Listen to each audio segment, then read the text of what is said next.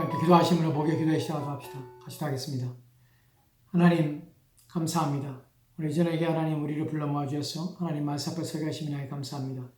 오늘 말씀을 통하여서 죄가 더한 것의 은혜가 더욱 넘친다는 의미가 무엇인지에 대하여 말씀을 통하여 살펴보고 우리가 죄의 은혜 안에 있다는 것이 얼마나 복된 것인가를 다시 한번 살펴볼 수 있는 기회가 되게 하옵소서.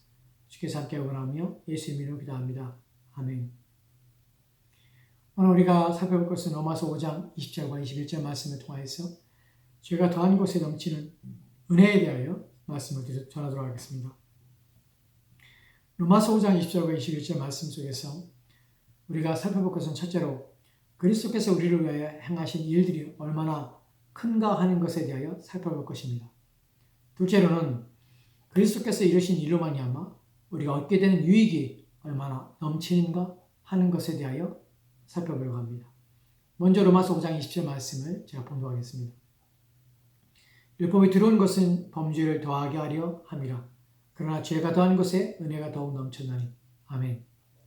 이 말씀에서 우리가 생각해 보려 하는 것은 중요한 내용이 여기 있는데 여기서 보면 그러나 죄가 더한 곳에 은혜가 더욱 넘쳤다는 말씀에 대하여입니다. 앞서서는 율법이 들어온 것은 범죄를 더하게 하려 함이라고 우리가 살펴봤습니다. 율법이 가입됨으로 범죄가 더욱 드러나며 죄를 인식하지 못하였던 것들이 죄를 인식되고 깨달아지게 됨으로 인하여 범죄가 더해진 것입니다. 이러한 상황들은 결코 죄인된 인간들에게 있어서 유리한 것은 아닙니다.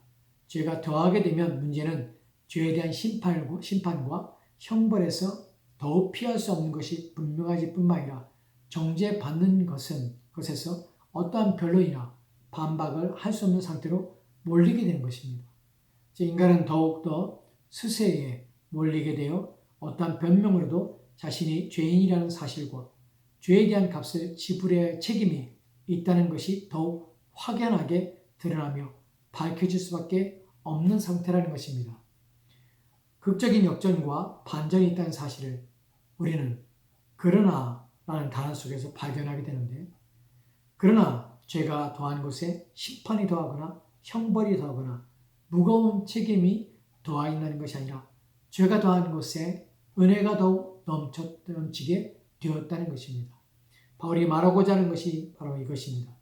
비록 율법으로 인하여서 범죄가 더욱 드러나며 죄가 더해지게 되어서 인간에게 불리하며 피할 수 없는 상태에 놓인 것이 명확하지만 그러나 그것으로 인간은 자멸하게 되는 것이 아니라 그 상황에서 벗어나게 하며 역전하고 반전하게 되는 일이 일어났다는 것입니다. 그것이 바로 그리스도께서 십자가의 죽으심으로 말미암아 모든 믿는 자들에게 주어지는 의의입니다.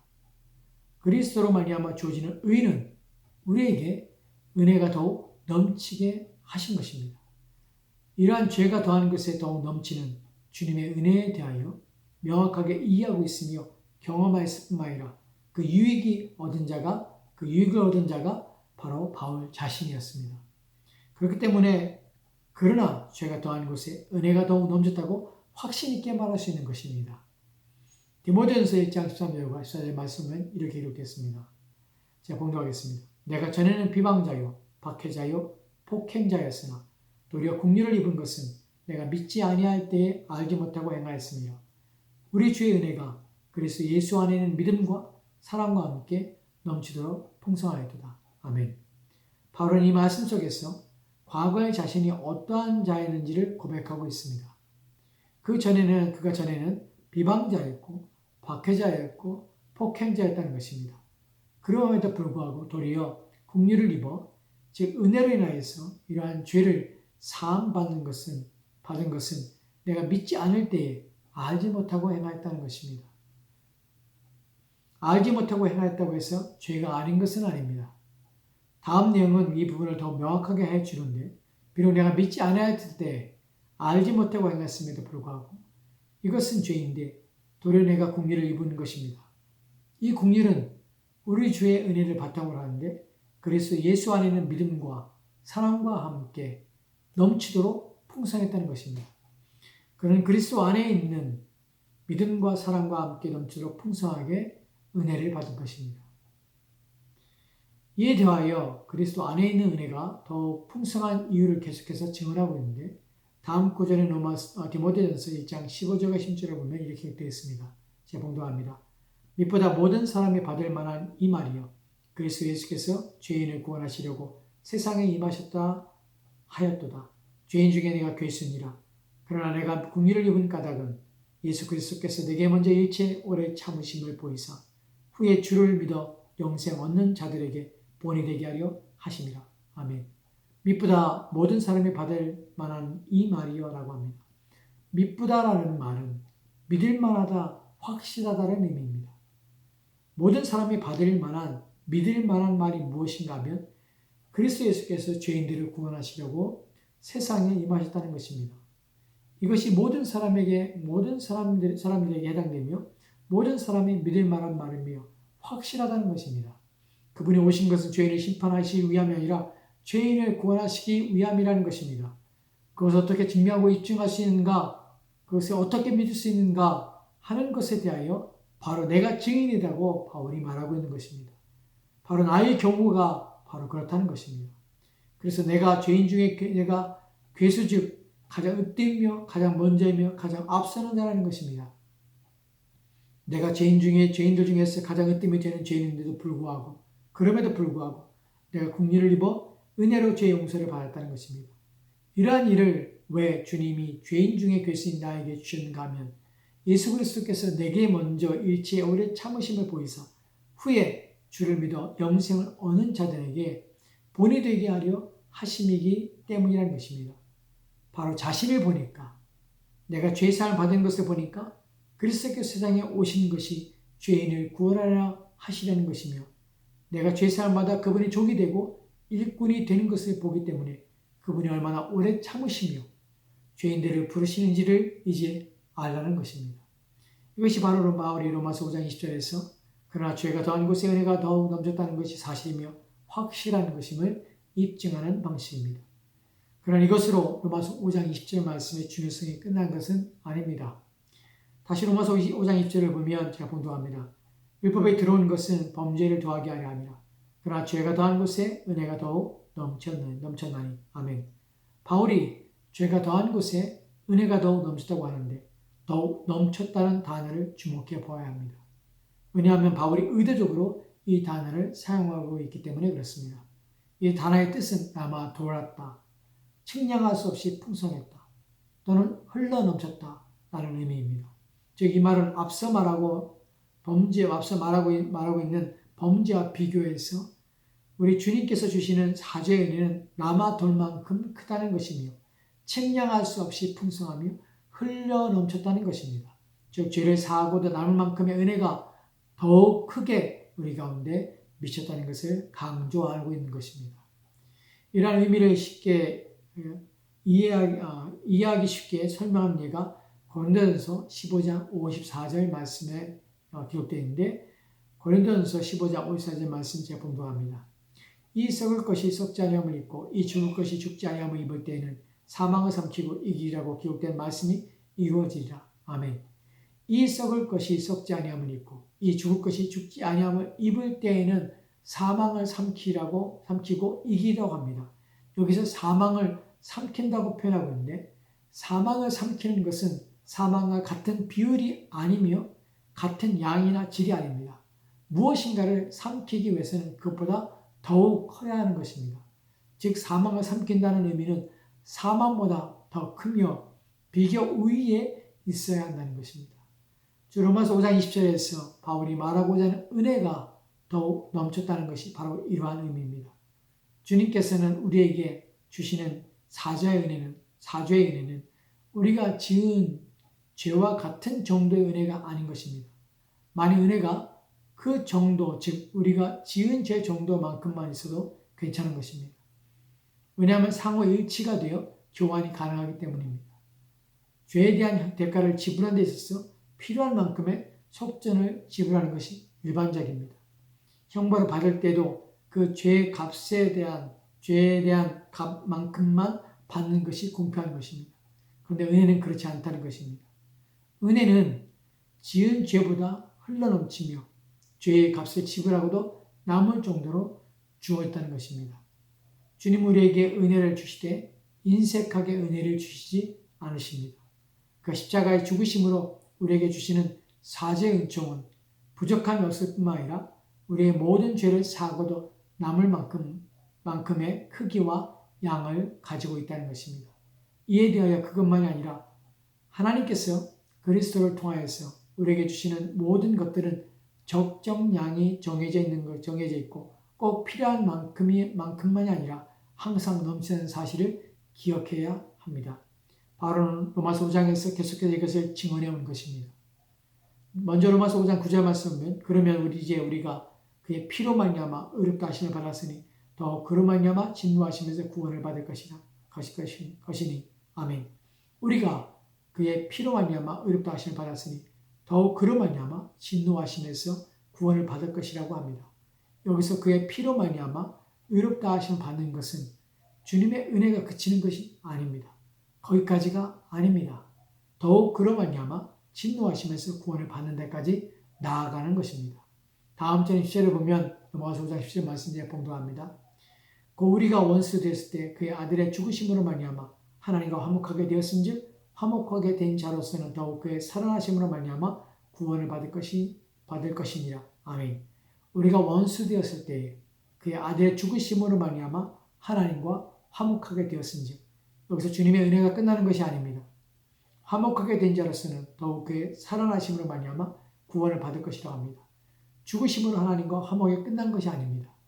더욱 그의 살아나심으로 구원을 받는 것이 확실하게 된 것입니다. 계속해서 바울이 강조하고 있는 것을 우리는 주목해야 하는데 우리의 구원의 확실성과 명확성은 어디에서 얻게 되는가 하는 점입니다. 우리의 구원이 분명하고 확실한 것은 바로 그리스도께서 우리를 위해서 죽으셨다는 것이며 그분이 우리에게 넘치는 은혜를 베푸셨다는 것입니다. 여기에는 어떠한 부족함이나 덜함이 없는 것입니다. 우리의 죄를 사하시고 남은 만큼의 은혜가 주어진 것입니다. 그러나 그것만이 아닙니다. 주님의 은혜는 우리의 죄를 용서하고도 남는 것으로 그치는 것이 아닙니다. 더 크고 놀라운 것이 있습니다. 이것을 로마서 5장 21절 말씀에서 이렇게 말씀하고 있는데 로마서 5장 21절 말씀을 제가 봉독합니다. 이는 죄가 사망 안에서 왕 노릇한 것 같이 은혜도 또한 의로 말미암아 왕 노릇하여 우리 주 예수 그리스도 말미암아 영생에 이르게 하려 함이라. 아멘. 바울은 이는 죄가 사망 안에서 왕 노릇한 것 같이 은혜도 의로 말미암아 왕 노릇하여 우리 주 예수 그리스도로 말미암아 영생에 이르게 하려 함이라라고 합니다. 여기에는 비교가 있습니다. 죄와 은혜의 비교가 있습니다. 죄가 왕 노릇한 것과 은혜도 왕 노릇한 것에 비교가 있는 것입니다. 죄가 왕 노릇한 것에 힘을 보태주고 원리가 되는 것이 바로 사망입니다. 죄는 사망을 통하여 왕 노릇하고 있는 것입니다. 죄가 왕 노릇하는 것은 모든 사람이 죽게 되는 것으로 증명되는 것입니다. 죄가 왕 노릇할 때 모든 사람은 그 죄의 종이며 노예로 죄가 시킨 대로 살 수밖에 없으며 그렇게 하다가 죄가 사망으로 인도하게 되는 것입니다. 이것이 아담 이후에 모든 인간들이 놓인 비참함입니다. 에베소 5장 1절과 2절 말씀은 이에 대하여 이렇게 말씀하겠습니다. 그는 하물과 죄로 죽었던 너희를 살리셨도다. 그때 너희는 그 가운데 생하여 이 세상 풍조를 따르고 공중의 권세 잡은 자를 따랐으니 곧 지금 불순종의 아들들 가운데 역사한 영이라. 아멘. 모든 인간은 자신들의 허물과 죄로 죽었던 것입니다. 왜냐하면 죄가 그들 가운데 왕 노릇하고 있기 때문입니다. 그래서 그때에는 그 가운데서 행하여 이 세상 풍조를 따르고 공중의 권세 잡은 자를 따를 수밖에 없으며 지금도 불순종의 아들들 가운데 역사하는 영의 지배 아래 있게 된 것입니다. 이것이 바로 죄가 사망으로 말미암아 왕 노릇하고 있다는 말입니다. 죄의 지배 아래에 있는 인간은 죄가 이끌지 않는 즉 죄가 반대되며 죄를 대적할 수 있는 일이 있어서 전적으로 무능한 존재일 뿐만 아니라 방법도 없고 길도 없는 상태였다는 것입니다. 그러나 이러한 그리스도로 말미암아 의롭게 되는 길이 열렸을 뿐만 아니라 이제는 죄가 아니라 은혜가 지배하게 된 것입니다. 마치 죄가 사망으로 말미암아 왕 노릇한 것처럼 예수 안에 있는 자들은 이제 은혜가 의로 말미암아 왕 노릇하게 되었다는 것입니다. 은혜가 왕 노릇한다는 것은 이제 은혜가 우리를 지배하며 다스리게 되었다는 것입니다. 이것은 이제 은혜로 인하여 살며 은혜로 인하여서 인도받으며 이끌림 받으며 삶의 원리가 되었다는 것입니다. 여기에 중요한 것이 은혜가 어떠한 방식으로 인도하는가 하는 것에 있어서 의로 말미암아라고 표현하고 있습니다. 즉 은혜는 방종으로 이끄는 것이 아니라 무법으로 인도하는 것이 아니라 의를 통하여서 왕노릇 한다는 것입니다. 여기서 의란 하나님 앞에서 의롭게 하는 방식으로 인도하며 하나님 보시기에 좋은 상태로 인도하고 그리고 그분의 뜻에 부합하게 하는 것으로 우리 안에서 왕노릇하고 있는 것입니다. 중요한 것은 죄가 실제적으로 인간의 마음을 지배하며 또한 역사하며 하나님 믿지 않고 대적하게 하며 말씀에 순종하지 않도록 역사하는 힘으로 일할 것이 은혜 안에 있는 자 또한 그 안에 있는 하나님의 의가 은혜의 직접적인 능력과 힘으로 역사하여 실질적으로 하나님의 법과 뜻에 순종하며 하나님을 사랑하며 위하여 살도록 이끈다는 것입니다. 이러한 은혜의 실제적인 지배는 우리를 영생에 이르게 하는데 이 영생은 주님이 오신 이후에 누리게 될 영원한 생명이 아니라 지금 신자 안에서 역사하는 힘으로 생명력을 가지며 활력을 가지며 힘을 가지게 하는 것인 생명인 것입니다. 즉 은혜가 왕노릇한 자는 그리스도의 생명이 그 안에서 역사하여 하나님의 의의 지배를 받으며 의롭게 되며 거룩함을 위하여 애를 쓰며 수고뿐만 아니라 그 일을 위하여 매진하는 삶을 살게 된다는 것입니다. 왜냐하면 바로 그리스도로 말미암아 믿는 자들에게 은혜가 넘쳤기 때문입니다. 저와 여러분 이러한 사실을 알고 주님의 은혜가 우리 안에 더욱 역사하며 왕 노릇하도록 순종하며 자신을 드리는 내어드리는 일들을 해야 하는 것입니다. 기도합시다. 하나님 오늘 우리가 주의 말씀을 통하여서 은혜와 또한 죄에 대하여 우리에게 더욱 넘치는 은혜가 무엇인지에 대하여 말씀을 통해 살펴봤습니다. 오늘 말씀을 통하여서 더욱 넘치는 그 풍성하신 은혜로 말미암아 우리에게 의로 말미암아 지배를 받으며 다스림받아 우리가 의롭게 되며 더욱 거룩하게 되며 더욱 하나님을 닮아가는 삶으로 우리를 인도하는 은혜의 지배가 우리 가운데도 강력하게 역사하기를 소망합니다. 우리 모두가 이러한 하나님의 은혜의 지배를 받는 우리가 되기를 소망하며 감사드리며 예수님을 기도합니다. 아멘.